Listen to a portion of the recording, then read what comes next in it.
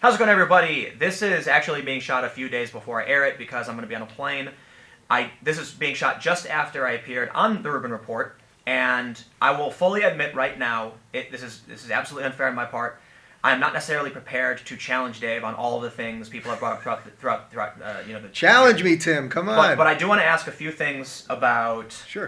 Some of the criticisms people have had. Yeah. And we'll start with the first, and I think, in my opinion, always sounded the most ridiculous. Yeah. That you're funded by the Koch brothers. I wish I was funded by the Koch brothers. I don't know how many times I have to address this stupid thing. So I'm glad to do this, by the way. And I said to you right before, let's just do whatever you want. So Learn Liberty was a nonprofit that we worked with for 2 years. They actually wanted to work with us this year, but I just wanted to move in other directions. They are a subsidiary, I think, of the Institute for Humane Studies that years ago the Koch brothers gave money to, but it's a nonprofit that gets money from thousands of different people. We worked with them. They sponsored one episode a month for about 2 years. They gave us some of the best shows that we've ever done. They gave us academics, basically. Deirdre McCloskey and Randy Barnett and Steve Davies. They sponsored our episode with Phil DeFranco just because they liked him. I have never met a Koch brother. I was never asked to do anything. I don't even know that they have anything to do with IHS or Learn Liberty anymore anyway. But they're a nonprofit. That would be like saying anyone that gives to a nonprofit means that they sponsor wherever that money goes. And by the way, for the fake news channels out there that these YouTube pretend channels that put these things out there and pretend that they're fact, it's like they weren't somehow discovering something. Every episode that we did with Learn Liberty, I would start by saying, we're continuing our partnership with Learn Liberty this week, and joining me is blah, blah, blah. So I'm very proud of what we did. Some of the best shows that we ever did. Some of the shows that actually fortified my beliefs in some of the things. I quote the episode with Randy Barnett, who is a Georgetown University law professor who's argued in front of the Supreme Court. One of the things I talk about now all the time is the foot vote, that it's your responsibility to move to a state and influence local politics rather than having everything come down from the federal government. That was something I learned in one of the shows with them. So anyway, it's like annoying to have to keep saying it because it's like this is what these people do online. It's like you make up stuff. You make everything's a Koch brothers conspiracy or a Soros conspiracy. That's exactly. And so just to be very clear, I am 100% proud of the partnership. 100% they wanted to continue the partnership and we just wanted to try other things. And 100% I was never asked to say anything or anything like that. So, But one of the main reasons I want to start with that is the George Soros stuff drives me insane. Yeah. He's a guy who throws money at things. Sure, you can criticize him for being a funding source for a lot of these far left activities. But it's like, dude, seriously, I'm more concerned with the individual who made the fake news about us than one of 100 organizations that gave him the money to do it. Yeah. I get it. By the way, I can also tell you that in the second year of our partnership, I know for a fact that it was a female. It happened to be a female that sponsored it that year because I wrote a thank you note. It was an anonymous donor, but they wanted me to write a note that said, "Dear ma'am." I mean, these are just nonsensical little stupid things, and it doesn't placate any of these people. But whatever. So, someone recently reached out to me and said they were a big fan of yours, but they felt like your newer episodes started focusing too heavily on the regressive left, social justice issues. My personal opinion, I feel like you've been attacked by a lot of these people to such an extreme degree, they've actually stolen some of your focus.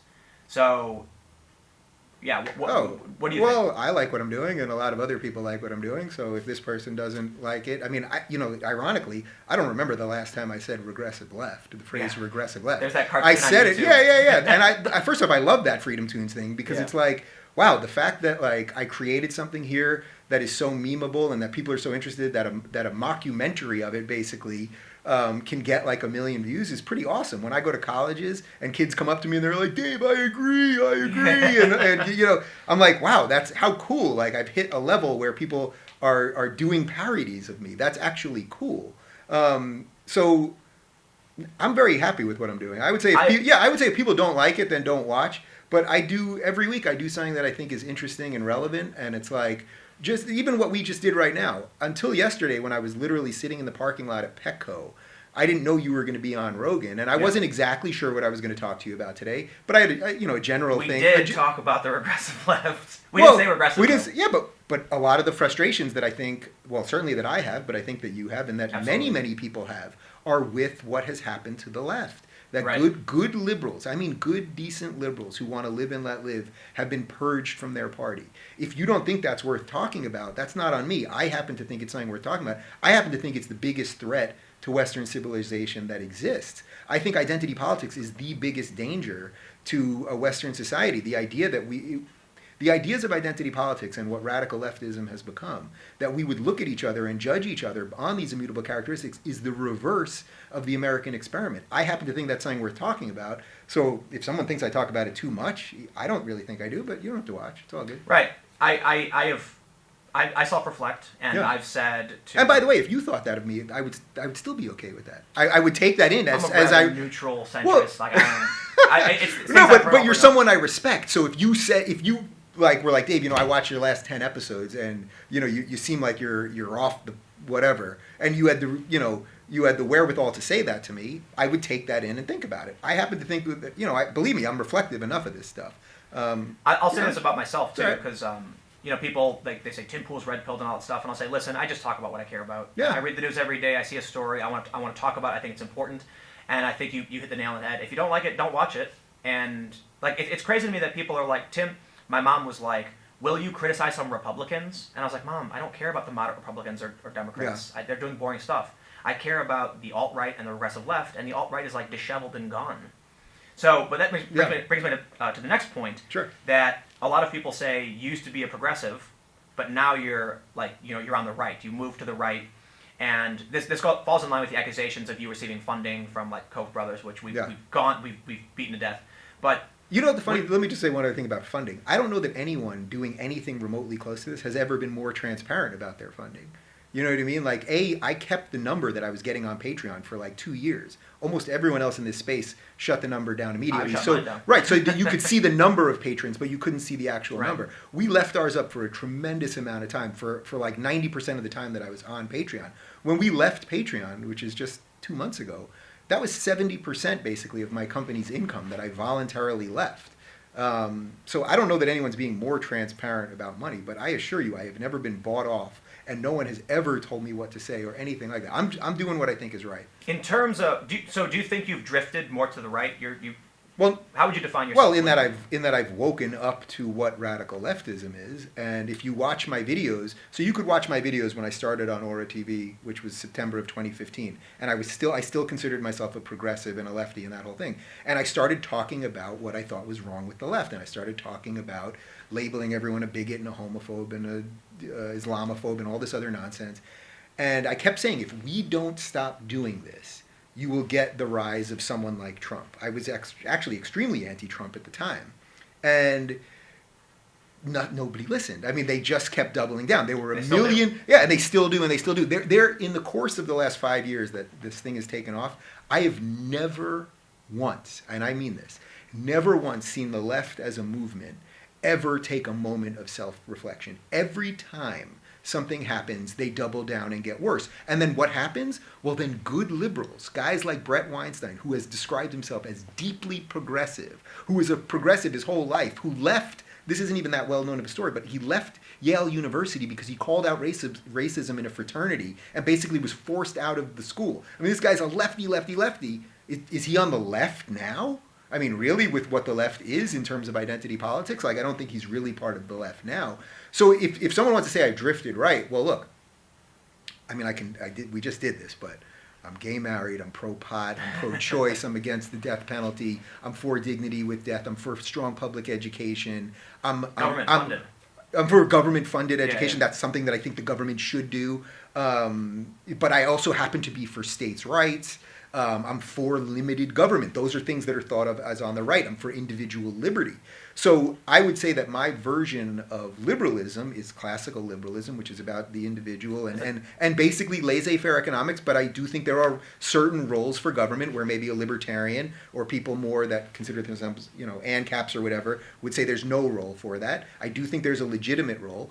But, if that means drifting to the right, then okay, sure. Would you consider yourself now...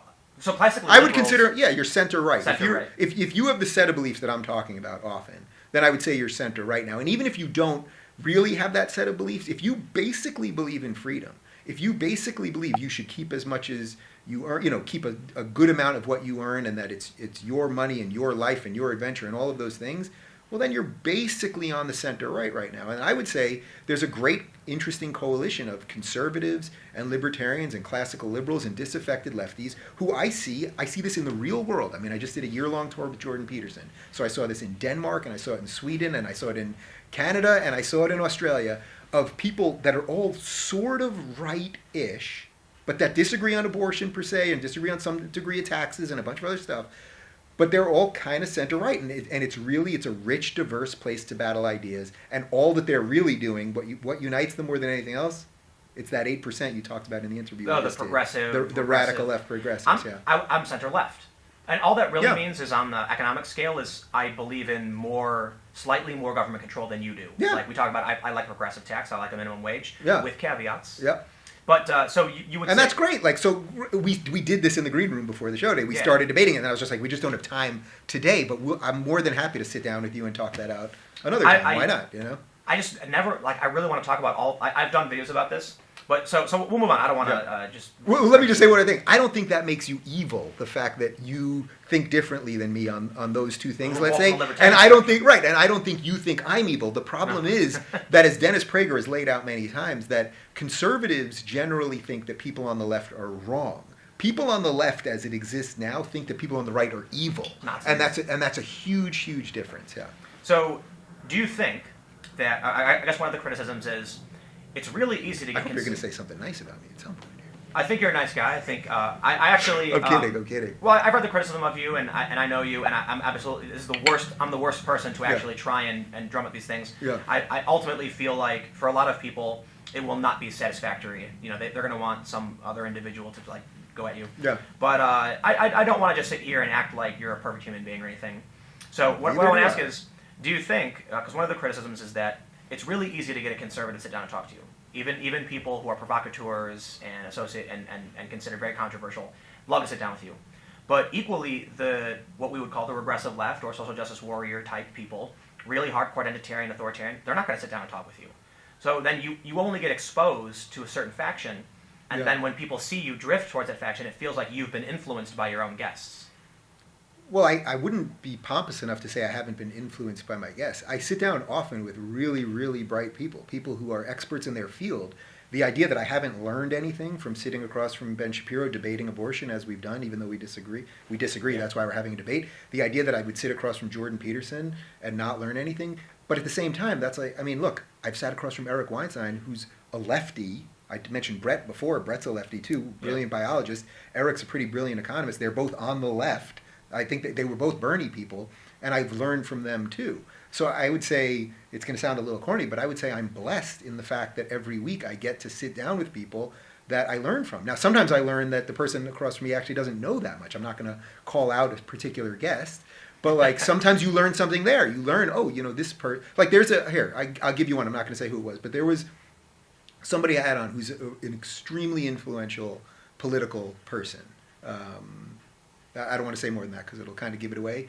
But it was extremely obvious to me. This person had been recommended to me by a lot of the top people that I love, whose books are right here. I sat down with that person, and for an hour, I was so deeply unimpressed. And everything that they said sort of rang untrue to me and dishonest.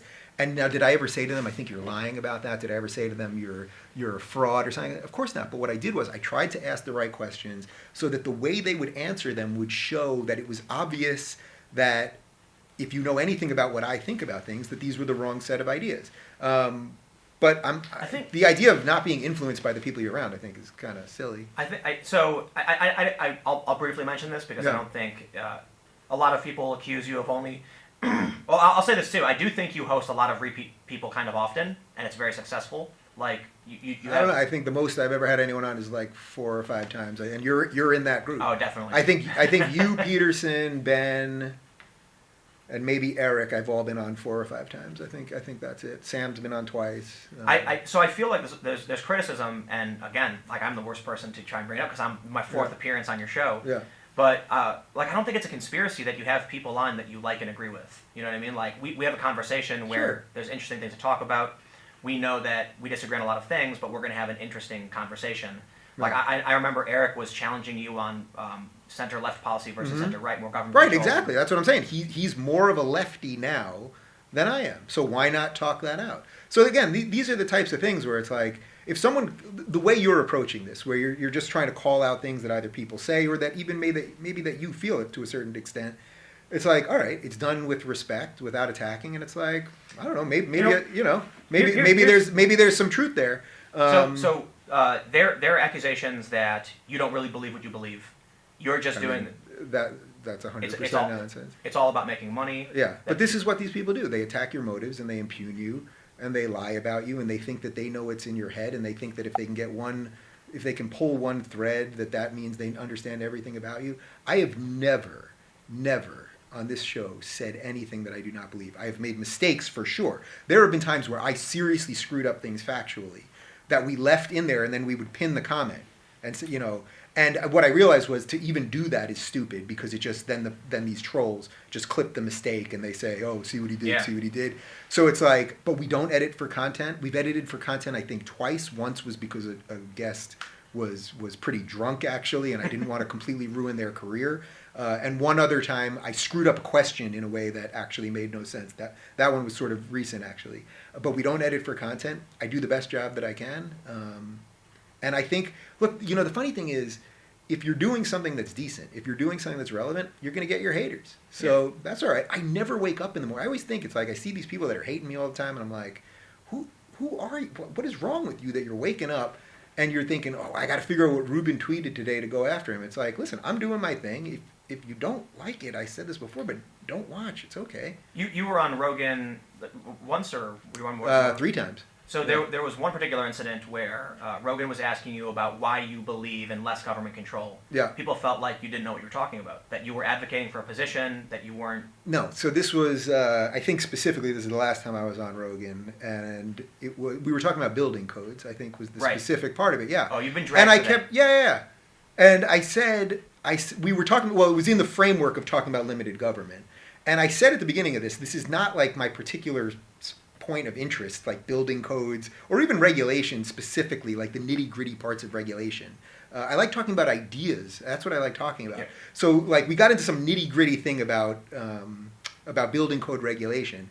And I said something like you could have private regulation for some of this and that you'd have an agreement between the buyer of the house and the seller of the house, that maybe that's not exactly the role for government. But several times in that, I said, if you want to talk to somebody who really knows this better than I do, I said, talk to Yaron Brook from the Ayn Rand Institute. Yeah. And these guys are more radical libertarians, let's say. They call themselves objectivists, but they're radical libertarians. Right. And I kept saying, this is not really a position I have, but I thought we were just having sort of like a fun intellectual exercise. With criticism, though. Oh, yeah. Well, because I saw the usual suspects just tweeting it at me all day long, and it's like, all right. It's funny. I had dinner with Joe, I think that night, or maybe 2 nights after, was that, you ever saw that picture of me and Sam and Joe and a whole bunch of us at dinner?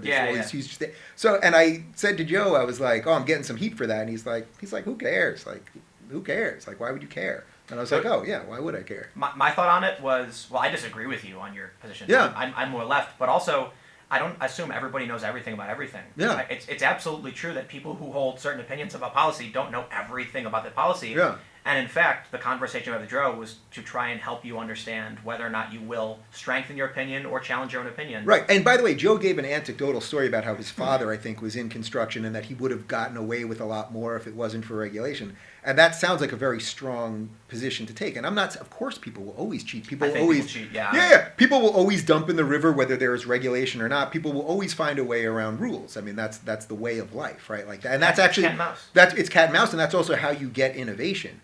But in that particular instance, I mean, I repeatedly said, like, this is not exactly what I think. I really thought we were just sort of having a fun intellectual exercise. And then I could see, because it was personal to him, because of his dad, he got kind of into it. And then yeah, the YouTubers, Rogan destroys Rubin. Well, there's obviously people, like, it's funny, the same people who criticize you say the same crap about me. Yeah. So that's why I'm like the worst person to try and call you out on anything. Yeah. But here's the big problem with what we're doing here. Yeah. I trust you. Like, yeah.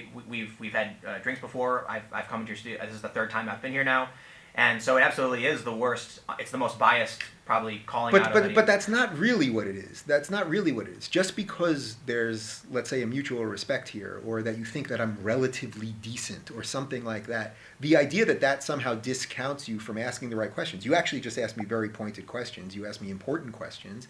Now, would I have rather just you just ask me to like talk about the things that I really love. Like praise maybe, yourself. yeah, maybe right. Maybe that would be more fun to a certain extent, but not really, right? So it's like the idea that you're not the right person to ask me because there's a respect there. I don't think that's right. I don't think that's right. Like it's because we have but there is, and from ethical point of view, I don't know enough. Yeah. Like, really, I'll say this to you guys. But see how you have to feel guilty about that, which seems a little crazy to me. It's not like I don't feel guilty. Yeah. It's I want to make sure that people I temper the hype. I don't want people to think this is going to be I don't want anyone to assume that I'm coming here to destroy Dave Rubin. Yeah. I think there's legitimate points that people have made that the Koch brothers are taking us out to dinner after this, by the way. Oh I'm not editing. I'm kidding. Oh shit. They're like I'm really just trying to pull the things off the top of my head that I've heard people say about you. It's not everything. It's not comprehensive, but I've had people I know, like I was talking to someone on Facebook and they said I used to be a big fan of the guy, but I feel like all he cares about now is SJWs and stuff. And but you know what I do? I'm like, dude, me too. Like my channel is predominantly focused on the rise of the far left, the lying media, this alliance they have. Yeah, I'm very critical of them. Let's do something. I actually don't even know what the answer to this is because I've been traveling so much that we had to tape. I did basically a whole month in Australia just now with Peterson, so we had to tape a lot in advance. But if I just quickly look at my channel, right? We'll just do this. I honestly don't even remember what order things are in right now. So I had this guy Tim Pool on today, right? He's an alt-right Nazi. Last week I had Onkar. That's a joke, by the way, because they will try and take that. If you want to say it's a joke, it's a joke. Okay. Then the week before I had Onkar Gate and Tara Smith, who are objectivist academics. The week before I had Nick DiPaolo, who's a comedian, talking about free speech. Wait, I have to click into a different thing to see this chronologically. Sorry. The week before that, I had Tyler Cowen, who's a truly brilliant economist from George Mason University. The week before that, I had Peter Boghossian and James Lindsay about the Sokol hoax. The week before that, I had this guy Tal Keenan, who wrote a book called "A God Is in the Crowd: Whether Judaism Can Survive in the 21st Century." The week before that, I had Matt Eisman, who's the host of American Ninja Warrior. The week before that, I had Maxime Bernier, who's a libertarian candidate. Prime Minister candidate in Canada. Let me just find two more just to show. The week before that, I had Heather McDonald, who from the Manhattan Institute on the Diversity Delusion, and then I have a lot of back end things in here, so it's hard to see. Then I had Everett Piper, who's a university president the week before that, and I had Jeffrey Miller, who's a behavioral scientist before that. So there's a really simple way to explain it, because I get similar criticism too. You don't talk about the things I want you to talk about. Right. Well, that's what they want. So then don't watch. Yeah. But and my thing too is, But can I just say one other thing? That there's a particular reason that you and I get a certain amount of this. We don't fit in the box that they want. It's very easy for them to criticize Shapiro, right? So Ben Shapiro, he is a true conservative. Like he believes, I think, probably everything that Ronald Reagan believed. So it's like, and that was, by the way, that was considered mainstream conservatism for decades, basically, right? And now it's far right. You can't speak on college campus conservative, right? So that's how bananas the Overton window has shifted. But what I would say is the reason that we get a certain amount of hate, it's because we're doing something good. And when you're doing something good and real and true, and people can realize that off you, the haters, they really hate it. But for you, and it's why I know you don't like playing identity politics, but why do you occasionally say you're a quarter Korean? Because it shows there's some value in using that against them. So why do they hate me? I don't like... Yeah, it's to call the hypocrisy out. So I never mention the fact. I've had shows where in the middle I said something about being gay. There was a show that I did with Sky Williams, and in the middle he was like, "What?" He's like, you're kidding. Like I only mention it in the context sometimes of, well, it happens to be a piece of my life, but I'm not using it for identity politics points. But they hate the apostates. Right. They hate black people who go against progressive dogma. They hate gay people who go against progressive dogma. They call them tokens. They use other slurs. All of those things. So it's like all the hate and all of the criticism. It's like, well, if I wasn't relevant, I guess, then I wouldn't be getting that. And I suppose that would be worse than getting some hate. And I think, all I can do is, I was talking to my mom about it. It's like, I do what I think is right. I talk about things that are important. And yes, like I looked at my YouTube channel. I'm like, wow, I do point in one direction, but it's what I'm concerned about. And like, what I'm trying to do is Subverse is really dry, super dry, because I want to make sure we just kind of do general news, and so it's teleprompter reading, anchoring, traditional. We do some background lead work, but the goal is to be like, listen, I understand that I am a bias. Like I never said I was objective. I try to be honest. Yeah. But I consider myself a centrist partisan. I am opposed to the extremists. I don't care about the moderates. And the far left is angry because they think Ben Shapiro is a crazy person when he's actually just a regular old conservative. Yeah. He is not a fringe extremist running around with explosives doing horrible things. He's a regular guy who has an opinion. Think about it. Shapiro will come into my home where he knows I'm married with my husband. Now, his default position is not for gay marriage, right? Because he has a more biblical interpretation. But now he takes the libertarian position, which is that the government shouldn't be involved. Now, I can accept that as an argument because I don't think the government should be involved, and it's an acceptable position. Ben and I, and we've debated abortion and a whole bunch of other things. Look, he's never going to be my... As long as we have this thing where at some level he thinks that my relationship is somehow religiously wrong or something, he's never going to be my best friend. Like, I'm not going to, whatever. But he's actually a pretty decent friend. We have a fundamental difference on something. But I think that if over the years, we keep that conversation going, if I, over the years, consistently show that I'm a good, decent human being, and people watch us have that exchange, I actually think Ben will be... It's much more likely when I'm 80, I'm a little older than him, and Ben's 74, that he will have come around to my position, then I will suddenly have come around to the position that gay marriage shouldn't be. And you're married. Yeah, and it's like, I really believe that. So I think if I can just... the proof is in the pudding. And who's more tolerant? Is it Ben Shapiro, or is it all the tolerant lefties who call me a self-hating gay and him a homophobe for us having the conversation? Right. But they're the tolerant ones. Don't forget it. I'll tell you one thing. I made a video where I explained my position on the progressive tax, and one of my strongest points on it, why I lean towards it, is to keep income inequality in check. Otherwise, the economy can destabilize. You get revolutions. You get socialism. So there's a balance you need. I got a couple of emails from people who are like, so they told me, like, they said they were a conservative, Trump supporter, and no one's ever explained it to them because all of their interactions with the left were nasty, mean, insulting. And by them being like, I trust him, he's a nice guy, they heard my point and said, well, that's a really good point. I never thought about it that way. So I guess we'll I don't go too long. So do you have any final thoughts you want to say before we wrap up here? Right now, half an hour. Well, I would say it's just sort of...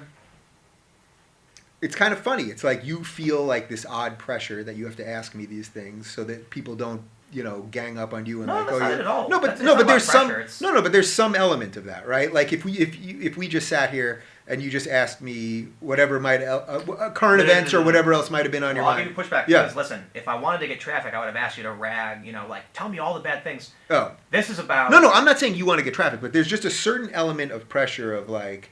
There's other people watching this, so we have to talk about certain things. But that's not at all, though. Some element of that. The main reason I wanted to try and ask these things is because I felt like there hasn't been a sit-down with you where it's like, let's lay out to the best of our ability. And the reason why I said I don't think I'm the best person for this is because I think you and I both would do well to have someone throw, pie in our face, figuratively, like, let's listen, I only improve because I look at myself and try and figure out where my problems are to do better. And I think that, this is why I'm a bad person for this, because I trust you, and I think that's true for you, too. Yeah. And so I think it would be good. Well, I can tell you this, that for all the differences of opinion that everyone knows the IDW crew, whatever that is, right? That for all the differences of opinion that exist there, so Sam and Jordan, for example, disagree on the very nature of reality. That's a pretty big one, right?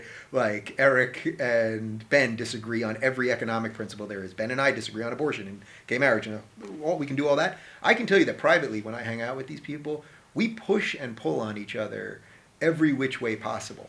That there is not some conversation when the camera goes off and then Eric and I just like walk out of here and we're like, what do we agree on? Blah, blah. Like we disagree on a slew of things. He's more for government intervention right now on the social media stuff. We just did 2 hours on it. You know my position on that. I'm not for it. So it's like what do they really want? What do they really want? And I think what they really want is they just want people who agree with them so that they can see that they're the tolerant ones. So it's almost like we disagree on all these different fundamental positions, but we agree on liberty. Yeah, the right to I agree on freedom. Exchange, and the people who don't like that, want to restrict thought, don't like us. And I'll say this too, my honest opinion on what you do and what I do is that they're going to try and figure out whatever they can to make us look bad, and they're looking for those faults. And ultimately, I'll just say, if you don't like it, don't watch it. You said the same thing. And I guess we don't watch. Is someone being forced? Is there a machine now? Is it out there? Yeah, I think it's there. There's some sort of helmet. But I guess we'll wrap up there because we were going to do 15 minutes. We did over a half an hour. Oh shit! It's fantastic. But thank you for giving me the time. We just did a thing. We went back and forth. Yeah. And as you're watching this, I'm most likely on a plane. So thanks for hanging out. I'm going to have new videos every day at 4 p.m. Eastern. More videos on my second channel, even today, at youtube.com/timcast. I take no days off. I don't sleep. I'm a crazy person. And I will see you at 6. Thanks for hanging out. whatever. I'll see you then.